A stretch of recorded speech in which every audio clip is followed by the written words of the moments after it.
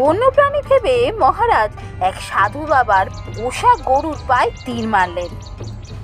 আহত গরুকে দেখে সাধু বাবা রেগে অভিশাপ দিলেন, তুই আমার মাকে আহত করেছিস, আমি তোকে অভিশাপ দিচ্ছি, তোর প্রিয় মানুষের মুখ থেকে হাসি উড়ে যাবে।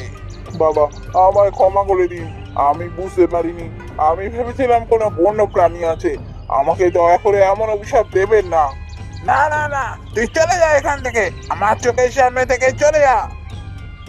সাধু বাবার অভিশাপে মহারাজের সব থেকে প্রিয় মানুষ তার কন্যার মুখের হাসি উড়ে গেল। রাজ্যে ফিরে মহারাজ বৈদ্য দেখিয়ে রাজকুমারীর হাসি ফেরানোর চেষ্টা করলেন। না মহারাজ, কোনো রোগই তো নেই।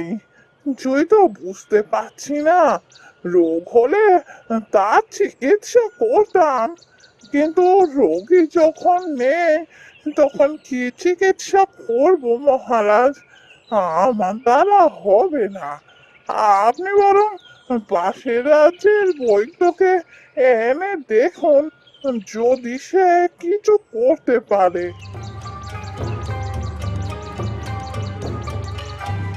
কিন্তু দেশ বিদেশের বৈদ্য আনলেও রাজকুমারীর হাসি ফিরল না।